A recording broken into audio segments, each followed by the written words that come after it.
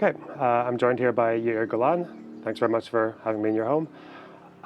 Also, congratulations on becoming leader of the Labour Party with a Thank you. 95% of the vote, was it? Just over. Yeah. I feel like the only other place you see numbers like that are Syrian elections, and they're Yeah. maybe a bit less trustworthy. You've had a very full career. I think you were in the IDF from as early as the Lebanon War in '82. You were there for the first and second Intifada, CAS-led. I think you, in mid-2010s, you became the Deputy Chief of Staff, which is the second highest in the IDF. You very famously rescued a number of people from the Nova Festival on October 7th, making multiple car trips back and forth to find people who were hiding. And somehow right-wingers call you a traitor for your opinions on the peace process, how to deal with the Palestinians. Do you feel like there's an extra pressure as an Israeli leftist to prove your loyalty to get further in politics? I do not care about them, and I have no intention to prove my patriotism. I was and I am a truly Israel patriot person, and because I'm such a patriot, by the way, my favorite NFL team, beside that, I would say the following. If you are truly Israeli patriot, you need to think about our future. And the most important question, the most important issue concerning our destiny is where are we heading? Annexation or separation from the Palestinians? It's not for them, it's for us.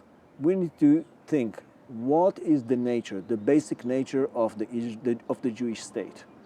In my mind, it's very simple.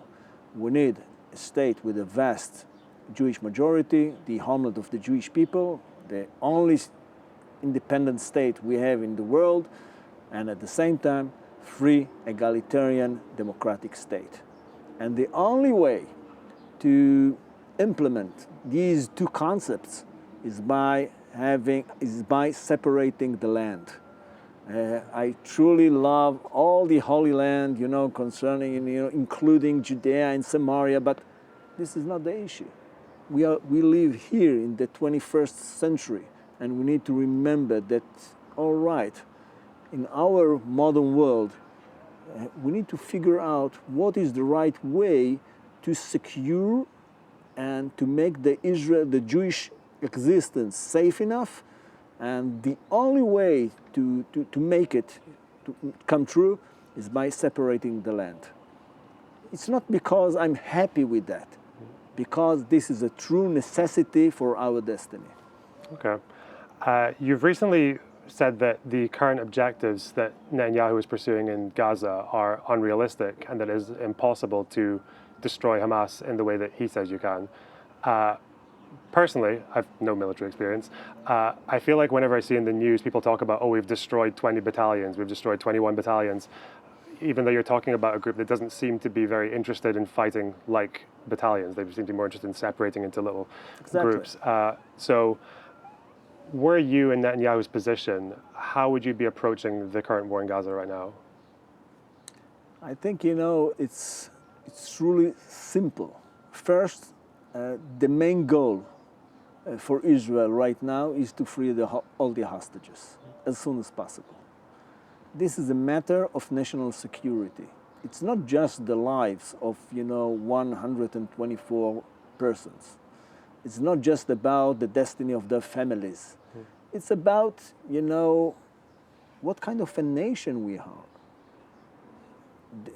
Do we neglect? Do we have this notion that we can ignore the life of our sisters and brothers, or we truly care about them?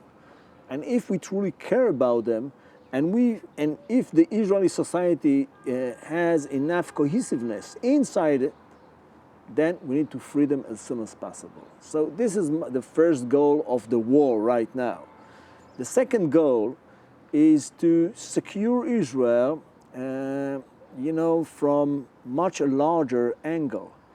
And much a larger angle is not just destroying Hamas, is to build something instead of Hamas.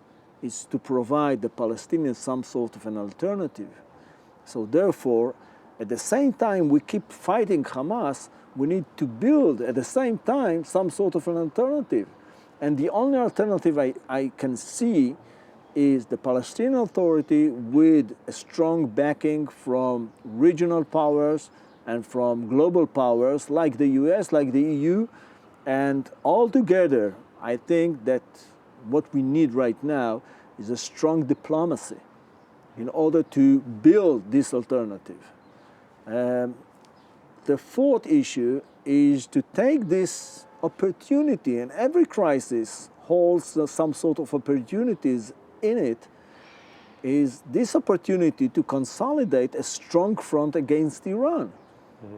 We have an opportunity right now with Saudi Arabia, with the Emirates, with Egypt, with Jordan, maybe with other nations. Let's, think, even further.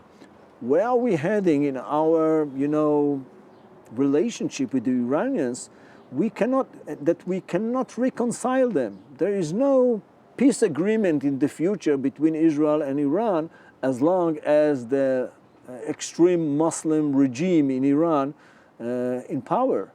So we need to think more regionally, globally, in order to secure the existence of Israel.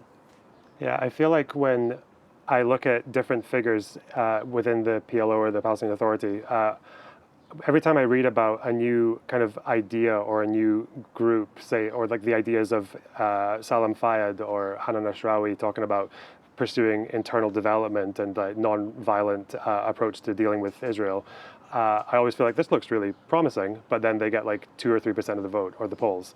Do you see an effective partner for peace amongst the Palestinian people right now that could pursue negotiations with Israel with the backing of their own people?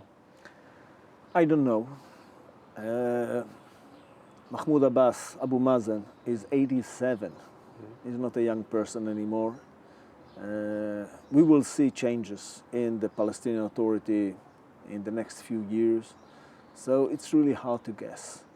And therefore I ask, what is more important for Israel? What is the best for Israel? Where are we heading? On the route to annexation or on the route to separation? This is the issue. If we truly understand that the only promising destiny is the separation route, therefore we need to prepare the right conditions, the right geographical and social and economical condition in order to move forward concerning this notion of separation. Okay. I feel like most people seem to agree that Netanyahu is on his way out. Who replaces him, I'm not too sure. I'm not so sure about it. Yeah, he has no intention to give up. Okay. And I think that Netanyahu right now is extremely dangerous to the existence of Israel, because he put his personal interests upon the national interest. And this is truly devastating for the security and for the destiny of Israel. I think on the 8th of June, Golan was saying that he was that he's made an ultimatum for saying that you need a plan besides destroy Hamas, you need like an after plan. Do you think that internal dispute is like a real thing, or do you think that's just like neither of these are satisfactory? Up to now, Benny Gantz is a very disappointing figure because, in fact, he helped Netanyahu instead of helping Israel. I was one of the supporters of Benny Gantz when he entered the government in the very beginning stage of the war. But, it's still understandable concerning the first month, the second month, even the third month of the war. Since then, I don't see why he's there. He did nothing in order to make, the Israeli policy more reasonable. Concerning, economical situation, diplomatic situation, security situation, and so on and so on. So he has almost zero influence since the 4th month of the war. So for the last 4 months he did nothing. I don't understand it. It's supposed to be an alternative to Netanyahu, not part of Netanyahu government. Okay. I was actually a bit more hopeful for Netanyahu leaving soon, but assuming that he doesn't, and assuming that there isn't much of a left-wing alternative in government for the foreseeable future, what can left-wing politicians like yourself do in the face of rapid settlement expansion, violence in the West Bank, and everything that just seems to be going in the opposite direction from what you would like to see? We must replace Netanyahu and the extreme right. And this coalition of extreme right with corrupted people, with the ultra-Orthodox, we need to replace them as soon as possible. And we need to go to the streets, and we need to protest. And we need to do it every week, every day, all day, in order to force this government to resign and to have new elections. This is what we need. It's not anymore about right and left. It's about corruption against honest people. It's about democratic persons against dictatorship. It's about reasonable consideration against messianic approach to our destiny. This is the issue. It's not right and left anymore. So therefore, I think we need to be in the streets all the time. I feel like looking through your history, I feel like you've had a lot of fairly notable moments, I think, or exceptional moments. I think in the Syrian civil war, when Assad was bombing his own people, you were taking wounded people from those bombings to an Israeli hospital across the border. I think in 2006, you were at the head of an evacuation of settlers from Hebron. You have, I think in the mid-2010s, you were quite critical of certain elements of the IDF where people, I think you said they were using excessive force or when it wasn't necessary. Do you feel like there is a lack of accountability in the IDF when it comes to excesses against Palestinians? No, I think that this is, well, for sure it's not a policy. I think that what we have today in the IDF is the kind of a reflection of what is happening inside the Israeli society. And since, military service in Israel is mandatory, it's quite natural to see, negative phenomena inside the society and their reflection inside the IDF. I think that a reasonable government should look at the IDF as this very strong educational apparatus. And therefore, I think, when I'll be in power, I will make, democratic education a mandatory issue for the 3-year service. I think this is quite crucial right now. I feel like another thing that comes up in your career is you're not afraid to use bold language talking to people. I don't know if this, I always get careful with mistranslations, so you can tell me if this isn't. I think you once described settlers, was it in reference to, it was a riot, you described them as subhuman. Is that an accurate translation, or? No, it's right, okay. Yes. I don't I'm an internet guy, so I like the bold language. I don't think it's maybe it was too harsh an expression, but I think that people who enter a Palestinian village and make some sort of a revenge and destroy, cars and houses and, inflict all kind of, violence on innocent people. This is a shame. This is truly a shame. This is, this is not the Jewish people. This is not the Jewish people I know. And we should take it very seriously, because this kind of phenomenon has this tendency to influence others and others and others, and by ignoring that, we created the terms for you know, very violent society. We should not have violent society. I think I have two more questions, if that's okay, fairly quick. We've spoken a lot about things that I think you should probably be proud of. What's your biggest regret in your political career? In my political career? Or any, yeah. My biggest regret? Well, I think I entered the politics too soon after my military service. I should have, you know, prepared it more cautiously.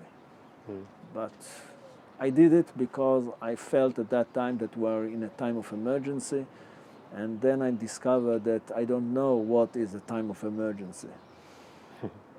Okay. I should wait, you know, a bit more and, you know, learn more about the political system and about what is to be a politician. Well, this is something I regret about. Okay. And last question, because I tend to ask this to Israelis and Palestinians because they tend to say the same thing, which I find interesting. Do you feel like the rest of the world is on Israel's side right now? I think that it is a complicated question because I think that, you know, publicly we are losing points from day to day. Diplomatically, the situation is still relatively stable. But we need to think about the process. Where are we heading? What is the tendency we want to influence? And I think that Israel should stick with the West. Israel should stick with democratic nations. And therefore, we should adopt some sort of standards, norms that truly represents democratic nations. This is the issue. Yair Golan, thanks so much for your time. Thank you. Appreciate it. Thank you. You.